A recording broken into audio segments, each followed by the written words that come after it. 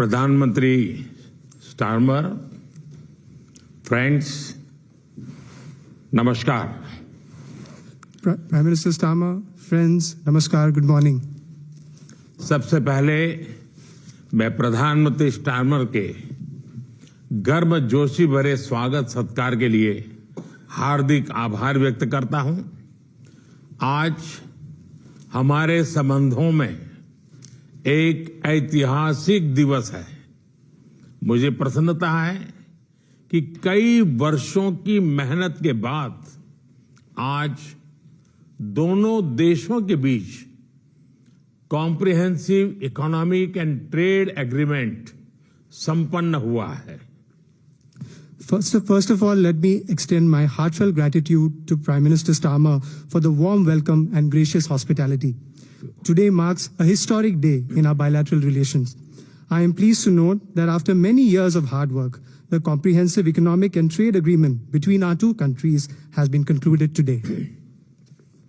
यह समझौता मात्र आर्थिक साझेदारी नहीं, बल्कि साझा समृद्धि की योजना है। एक और भारतीय textile, footwear, gems and jewellery, sea food और इंजीनियरिंग गुड्स को यूके में बेहतर मार्केट एक्सेस मिलेगा। भारत के एग्रीकल्चर प्रोड्यूस और प्रोसेस्ड फूड इंडस्ट्री के लिए यूके की मार्केट में नए अवसर बनेंगे। भारत के युवाओं, किसानों, मछुआरों और एमएसएमई सेक्टर के लिए यह समझौता विशेष रूप से लाभकारी सिद्ध होगा। वहीं दूसरी ओर भारत के लोगों और इंडस्ट्री के लिए यूके में बने प्रोडक्ट्स जैसे मेडिकल डिवाइसेस और एरोस्पेस पार्ट सुलभ और किफायती दरों पर उपलब्ध हो सकेंगे। This agreement does not merely pave way for economic partnership, but is also a blueprint for our shared prosperity. On the one hand, Indian textiles, footwear, gems and jewelry, seafood, engineering goods will get better market access in the UK. Indian agricultural products, processed food industry will find new opportunities in UK's market.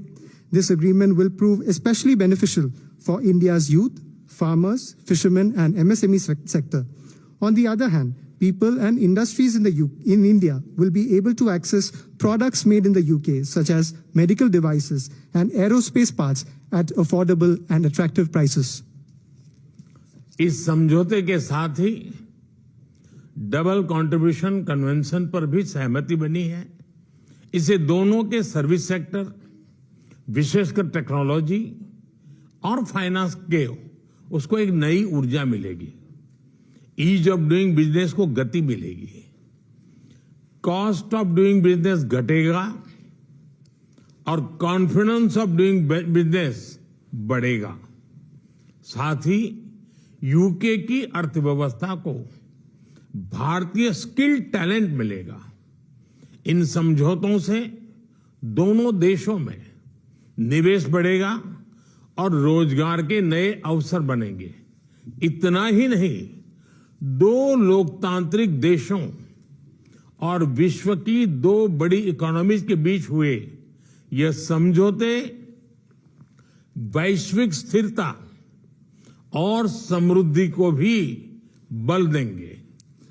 Along with this agreement, we also have reached a consensus on the Double Contribution Convention. This will inject new energy into the service sectors of both countries, especially in technology and finance. It will promote ease of doing business, reduce cost of doing business, and increase the confidence of doing business. Additionally, UK's economy would benefit from India's skilled talent. These agreements will enhance investments and generate new employment opportunities in both countries. Moreover, as agreements reached between two democracies and two of the world's major economies, they will lend support to global stability and global prosperity. Friends, अगले दशक में हमारी comprehensive strategic partnership को नई गति और ऊर्जा देने के लिए विजन 2035 जारी किया जा रहा है। यह टेक्नोलॉजी, डिफेंस, क्लाइमेट, एजुकेशन और पीपल टू पीपल कनेक्ट के क्षेत्रों में एक मजबूत, भरोसेमंद और महत्वाकांक्षी साझेदारी का रोड मैप बनेगा। Friends, to give new momentum and energy to our comprehensive strategic partnership in the coming decade, today we are launching our Vision 2035. Vision 2035 is a roadmap that will form the basis of a strong, trustworthy, and ambitious partnership in the fields of technology, defense, climate, education, and people-to-people connect. Defence और security में साझेदारी के लिए defence industrial road map बनाया गया है। हमारी technology security initiative को और मजबूत करने पर काम किया जाएगा।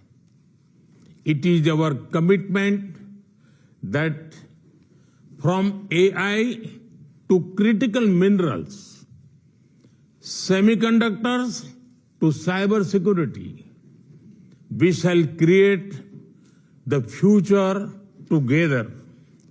A defense industrial roadmap has also been drawn up for partnership in defense and security. Work will continue on strengthening our technology security initiative. It is our commitment that from AI to critical minerals, from semiconductors to cybersecurity, we shall create the future together. Friends, शिक्षा के क्षेत्र में भी दोनों देश मिलकर एक नया चैप्टर लिख रहे हैं। यूके की 6 यूनिवर्सिटीज भारत में कैंपस खोल रही हैं। पिछले हफ्ते ही भारत के गुरुग्राम शहर में साउथ हैम्पटन यूनिवर्सिटी कैंपस का उद्घाटन हुआ है। Friends, in the field of education too, we are writing a new chapter together. 6 universities of the UK are opening their campuses in India. Just last week, the University of Southampton inaugurated its campus in the city of Gurugram in India. Friends, Pahalgam में हुए आतंकवादी हमले की कठोर निंदा के लिए हम प्रधानमंत्री स्टारमर और उनकी सरकार का आभार व्यक्त करते हैं। हम एक मत हैं कि आतंकवाद के खिलाफ लड़ाई में दोहरे मापदंडों का कोई स्थान नहीं है। हम इस बात पर भी सहमत हैं कि एक्सट्रीमिस्ट विचारधारा वाली शक्तियों को डेमोक्रेटिक फ्रीडम का दुरुपयोग नहीं करने दिया जा सकता। Those who misuse democratic freedoms to undermine democracy itself must be held account. Economic offenders के प्रत्यार्पण के विषय पर भी हमारी एजेंसी सहयोग और समन्वय से काम करती रहेगी। Friends, we thank the Prime Minister and his government for strong condemnation of the terrorist attack in Pahalgam. We are united in the belief that there is no place for double standards in the fight against terrorism. We also agree that the forces which espouse extremist ideologies should not be allowed to misuse democratic freedoms. Those who misuse democratic freedoms to undermine democracy itself must be held to account. Our security agencies will continue to enhance cooperation and coordination on matters such as the extradition of economic offenders. Friends, Indo-Pacific में शांति और स्थिरता, Ukraine में चल रहे संघर्ष और पश्चिम Asia की स्थिति पर हम विचार साझा करते रहे हैं। हम जल्द से जल्द शांति और स्थिरता की बहाली का समर्थन करते हैं। सभी देशों की संप्रभुता और क्षेत्रीय अखंडता का सम्मान अनिवार्य है। आज के युग की मांग विस्तारवाद नहीं, विकासवाद ही है।